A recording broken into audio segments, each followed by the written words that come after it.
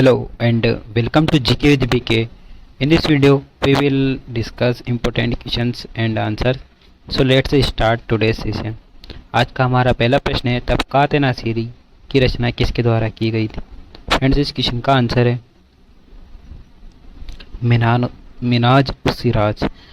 ये दिल्ली सल्तनत के समय लिखी गई पुस्तक थी। तबकात नासिरी किस शासक के ऊपर?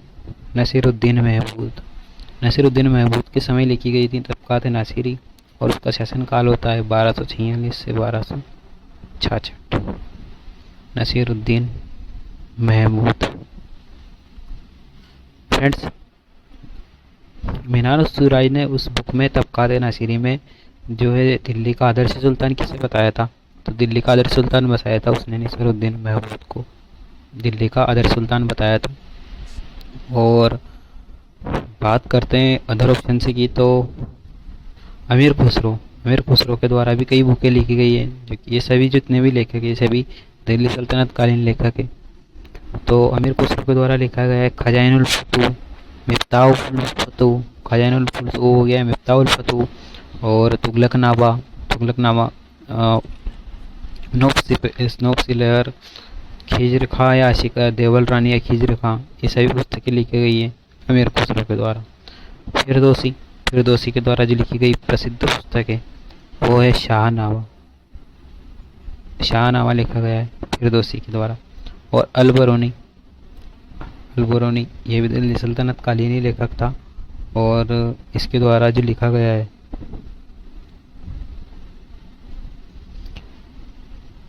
चलिए फिर से देखते हैं अलबरूनी के बाद नेक्स्ट क्वेश्चन। नेक्स्ट हमारा क्वेश्चन है पॉलिटी का।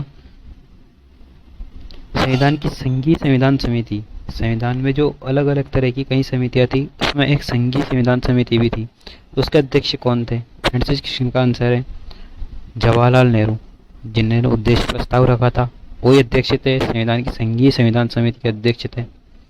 और बात करते हैं अदर ऑप्शन से की तो डॉक्टर भीमराव अम्बेडकर, ये थे मसौदा समिति जिसे ड्राफ्टिंग कमेटी ऑफ पांडुलिखन समिति भी कहा जाता है, उसके अध्यक्ष थे doctor Bhimrao Ambedkar. Comment box में आपको बताना है कि प्रारूप समिति का काम क्या था। उसके अध्यक्ष तो भीमराव अम्बेडकर थे, और उसका काम आपको कमेंट बॉक्स में बताना है। डॉक्टर राजेंद्र प्रसाद की बात करते तो ये संविधान सभा के स्थायी अध्यक्ष थे डॉक्टर राजेंद्र प्रसाद, जो कब चुने गए थे? 11 दिसंबर 1946। संविधान सभा की जो दूसरी बैठक हुई थी उसमें डॉक्टर राजेंद्र प्रसाद को संविधान सभा का स्थायी अध्यक्ष चुना गया था। पिंगली वेंकैया की बात करें तो भारत का जो राष्ट्रीय ध्वज है वो किसके द्वारा डिजाइन किया गया है? पिंगली वेंकैया के द्वारा डिजाइन किया गया है भारत का राष्ट्रीय ध्वज। चलिए फ्रेंड्स देखते हैं नेक्स्ट क्वेश्चन। नेक्स्ट हमारा क्वेश्चन है इनमें से कौन सा एक मरुस्थल जो है अफ्रीका महाद्वीप में नहीं है? तो फ्रेंड्स, सहारा मरुस्थल ये तो अफ्रीका महाद्वीप में है, कालाहारी मरुस्थल ये भी अफ्रीका महाद्वीप में है, साहिल मरुस्थल ये भी अफ्रीका महाद्वीप में, लेकिन गोबी मरुस्थल ये अफ्रीका महाद्वीप में स्थित नहीं, ये है मंगोलिया और चाइना। शीत मरुस्थल है गोबी मरुस्थल, और शुष्क शीत मरुस्थल है, और कहाँ स्थित है? चीन और मंगोलिया में। बात करते हैं चीन की तो तकलामाकन जो है ये भी चीन में स्थित है। और सहारा मरुस्थल तो ये विश्व का सबसे कम जनसंख्या घनत्व वाला मरुस्थल है, सहारा मरुस्थल। कालाहारी मरुस्थल की एक प्रसिद्ध जनजाति पाई जाती है भूशमैन जनजाति। कौन सी? भूशमैन जनजाति पाई जाती है, और शुतुरमुर्ग भी पाया जाता है कालाहारी मरुस्थल में। चलिए फ्रेंड्स देखते हैं नेक्स्ट क्वेश्चन। फ्रेंड्स, नेक्स्ट हमारा क्वेश्चन है रेडियो तरंग की खोज किसने की? इस क्वेश्चन का आंसर हो जाएगा मार्कोनी के द्वारा की गई थी रेडियो तरंगों की खोज। और रेडियो का खोज का श्रेय भी नहीं दिया जाता है, पूछेगा रेडियो की खोज किसने की, उसका आंसर भी होगा मार्कोनी। बात करते हैं रेडियो तरंगे क्या है? तो ये सभी विद्युत चुंबकीय तरंगे हैं, जो कि हमने पहले भी देखी थी। 7 मुख्य रूप से होती हैं। गामा किरणें, एक्स किरणें, पराबैंगनी किरणें, दृश्य प्रकाश होता है, और अवरक्त किरणें, सूक्ष्म रेडियो तरंगे और दीर्घ रेडियो तरंगे। इनके खोजकर्ता, ये जो क्रम है ये आवृत्ति के हिसाब से, इधर जाने पर आवृत्ति में कमी होती है और तरंग दैर्घ्य में वृद्धि होती है। और उनकी खोजकर्ता की बात करें तो गामा किरणों की खोज बिक्यूरेल के द्वारा की जाती है। एक्स किरणें की खोज किनके द्वारा की जाती है? तो एक्स किरणों की खोज की जाती है ये देखेंगे। बात करते हैं पराबैंगनी किरणें, तो पराबैंगनी किरणों की खोज की जाती है रिटर के द्वारा, और दृश्य प्रकाश की खोज की जाती है न्यूटन के द्वारा। एक्स किरणें की खोज की जाती है रोंटजन के द्वारा, रोंटजन। और अवरक्त किरणों की खोज की जाती है विलियम हर्शल के द्वारा, विलियम हर्शल के द्वारा की जाती है अवरक्त किरणों की खोज। और रिमोट टीवी का जो रेडियो रिमोट है वो अवरक्त किरणें भी उसमें अवरक्त किरणों का ही यूज होता है। सूक्ष्म रेडियो तरंगे, इनकी खोज किसके द्वारा की जाती है? इसकी खोज की जाती है हर्ट्ज के द्वारा, जो कि आवृत्ति का मात्रक भी है हर्ट्ज। और दीर्घ रेडियो तरंगों की खोज की जाती है मार्कोनी के द्वारा। चलिए फ्रेंड्स देखते हैं नेक्स्ट क्वेश्चन। नेक्स्ट हमारे क्वेश्चन है खाने के सोडे का रासायनिक नाम क्या है? फ्रेंड्स खाने के सोडे का जो सूत्र होता है वो होता है NaHCO3, और इसे पढ़ा जाता है सोडियम बाइकार्बोनेट या फिर सोडियम हाइड्रोजन कार्बोनेट। तो फ्रेंड्स हमारे क्वेश्चन का आंसर हो जाएगा सोडियम बाइकार्बोनेट। ये होता है बेकिंग सोडा बोलते हैं इसको, खाने का सोडा। और सूत्र मैंने यहाँ लिख दिया है, formula NaCO3। Sodium hydrogen carbonate भी बोला जाता है सोडियम हाइड्रोजन कार्बोनेट। और हम बात करते हैं अदर ऑप्शन से की, तो सोडियम कार्बोनेट ये क्या होता है? ये होता है Na2CO3, जिसे धावन सोडा भी बोला जाता है Na2CO3। ये होता है sodium carbonate. Sodium hydroxide NaOH होता है, जिसे दाहक सोडा बोला जाता है NaOH, sodium hydroxide. Calcium carbonate होता है CaCO3, और इसे बोला जाता है चूना पत्थर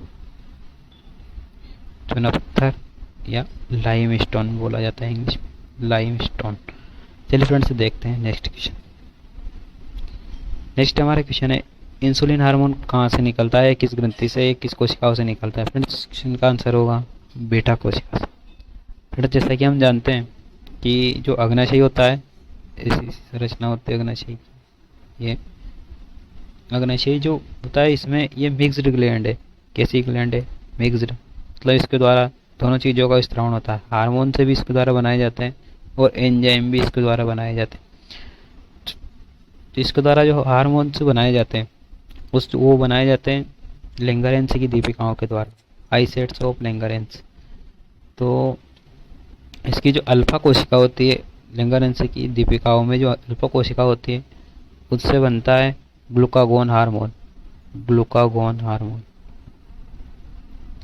और बीटा कोशिका इनसे निकलता वही इंसुलिन हार्मोन बनता है, इंसुलिन हार्मोन। और गामा कोशिका से इसे सोमेटोस्टेटिन हार्मोन बनता है, सोमेटोस्टेटिन। फ्रेंड्स हमारे क्वेश्चन का तो आंसर हो जाएगा बीटा कोशिका से बनता है इंसुलिन हार्मोन। बात करते हैं ग्लूकागोन की, तो यह ग्लूकोज को ग्लाइकोजन में बदलता है।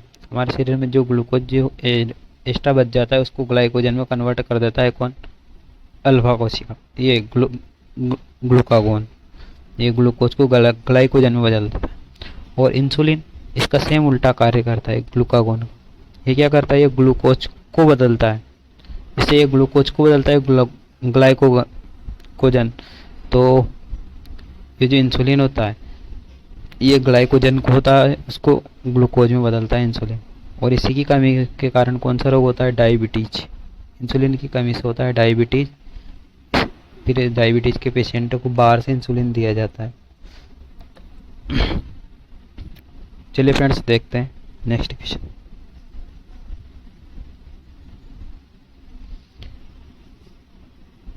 नेक्स्ट हमारा क्वेश्चन है तुजु दर्रा किस राज्य में स्थित है? फ्रेंड्स इस क्वेश्चन का आंसर होगा तुजु दर्रा जो है यह है मणिपुर में। और याद रखना तुजु को बुला लो ताज में जो ताज मुकुट होता है उसमें मणि जरूर होती है, मणि मुकुट। इस तरह याद रख लेंगे। तुजु दर्रा किस राज्य में स्थित है? मणिपुर में। बात करते हैं उधर ऑप्शन की, तो अरुणाचल प्रदेश में है बोमडिला दर्रा।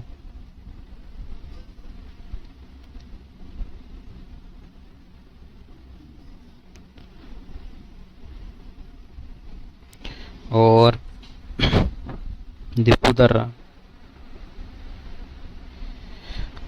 बात करते हैं उत्तराखंड की, उत्तराखंड में है नीति दर्रा, माना दर्रा और लिपुलेख दर्रा। हिमाचल प्रदेश की, हिमाचल प्रदेश में रोहतांग दर्रा और बड़ा लाचा दर्रा। यह है हिमाचल प्रदेश। चलिए फ्रेंड्स देखते हैं नेक्स्ट क्वेश्चन। नेक्स्ट क्वेश्चन है बीम स्टेक की स्थापना कब हुई थी? फ्रेंड्स क्वेश्चन का आंसर हो जाएगा 1997। 1997 में ही Indian Ocean Rim Association IORA की स्थापना भी होती है और 1997 में ही बीम स्टेक की स्थापना हुई थी। बीम स्टेक का फुल फॉर्म क्या होता है? इसका फुल फॉर्म होता है bay of Bengal initiative for multisectoral technical and economic corporation. ये होता है बीम स्टेक का फुल फॉर्म। और इसमें कितने देश? इसमें है 7 देश। कौन कौन से? भारत, भूटान, बांग्लादेश, श्रीलंका, नेपाल, म्यांमार और एक और है थाईलैंड। ये 7 देश है बीम स्टेक। बात करते हैं उधर ऑब्जेक्शन की। ब्रिक्स की स्थापना होती है 2006 में और 2003 में इप्सा की स्थापना होती है। इंडिया, ब्राज़ील और साउथ अफ्रीका, 3 देश इसमें, इंडिया, ब्राज़ील और साउथ अफ्रीका। इसकी स्थापना कब होती है? 2003 में। 3 देश है और 2003 में इसकी स्थापना होती है। याद रह जाएगा ब्रिक्स 6 इसे याद रह जाएगा। ब्रिक्स की स्थापना होती है 2006 में। बीम स्टेक हम 1997 देख चुके हैं। और बात करते हैं 1999, तो इसमें G20 की स्थापना होती है 1999 में और G7 की स्थापना होती है 1975 में होती है G7 की स्थापना। चलिए फ्रेंड्स देखते हैं अब आज का हमारा आखिरी क्वेश्चन।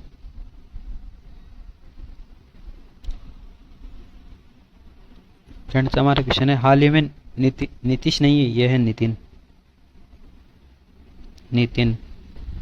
तो नितिन गुप्ता को किस संस्था का चेयरमैन बनाया गया है? फ्रेंड्स इस क्वेश्चन का आंसर होगा CBDT, central board of direct taxes. इसका चेयरमैन बनाया गया है किसको? नितिन गुप्ता को।